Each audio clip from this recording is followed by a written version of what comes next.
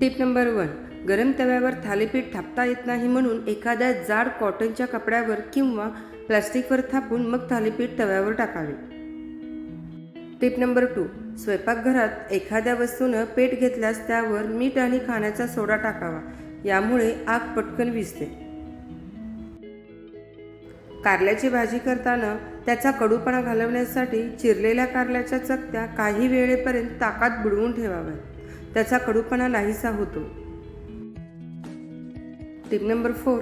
भेंडीची भाजी बनवताना त्याचा चिकटपणा जावा यासाठी ही भाजी शिजवताना लगेच मीठ घालू नये. जेव्हा भाजी शिजेल तेव्हा मीठ घाला. त्यावरती थोडंसं लिंबू पिळा. त्यामुळे भाजीचा चिकटपणाही निघून जातो. Tip number 5. कुकरच्या शिट्या होताना कुकरमधून पाणी बाहेर येते.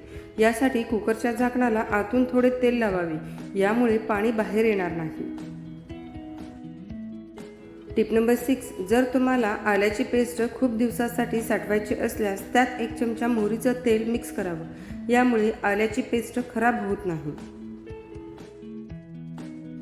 Tip number 7. लिंबू सरबत बनवताना पाण्यात फक्त लिंबाचा रस नाही तर लिंबाचं सालही किसून घालावं.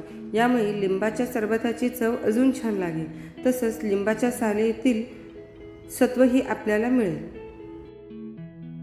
Tip number 8. छोले भटुरे करतेवेळी भटुरेचे पीठ मळताना मैद्यात थोडा उकडलेला बटाटा कुस्करून टाकावा.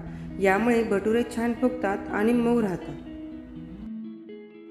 Tip number 9. उपमा बनवताना आपण जेव्हा रवा भाजतो तेव्हा त्यामध्ये अर्धा चमचा जिरे भाजा. त्यामुळे उपमा आणखीन छान चविष्ट होतो. Tip number 10. किचन, ओटा, शेगडी, ओव्हन नीट व व्यवस्थित स्वच्छ करा. ज्यामुळे किचनमध्ये झुरळ किंवा कीटक होणार नाहीत.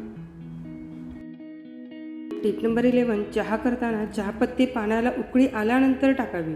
त्याने चहाला रंग तर येतोच पण चहासुद्धा घट्ट होतो आणि खूप छान लागतो. Tip number 12. बेकिंग सोडा वापरून झाला की लगेच तो फ्रीजमध्ये ठेवावा. त्यामुळे पदार्थ छान फुलून येतो. कोणत्याही प्रकारची धिरडी करताना कांदा कापून घालण्याऐवजी किसून घालावा. त्यामुळे धिरडी छान व कुरकुरीत होतात. Tip number 14. लिंबूला खोबरेल तेल लावून फ्रीजमध्ये उघड्या भांड्यात ठेवून दिल्यास लिंबू खराब होत नाहीत. Tip number 15. लाकडी वस्तूंमध्ये खूप झुरळ होतात. त्यामुळे चौरंग, पाट अशा वस्तू 8 ते 10 दिवसांनी उन्हात ठेवाव्यात. तसेच त्यांना मोहरीचे तेल लावून ठेवा. मोहरीच्या तेलामुळे त्यामध्ये झुरळ होणार नाही. Tip number 16. खोबरे खवणे कठीण काम असल्यामुळे नारळ फोडल्यावर तो संपूर्ण खवून फ्रीजमध्ये ठेवा. ज्यामुळे तुम्हाला वेळेवर खोबऱ्याचा वापर स्वयंपाकासाठी करता येतो. Tip number 17. डाळ करपली तर डाळीत 2 ते 3 चमचे देशी तूप घालून मिक्स करावे. देशी तुपाच्या वासाने डाळीतील जळलेल्या तुरीची चव लपते आणि खायला चविष्ट लागते.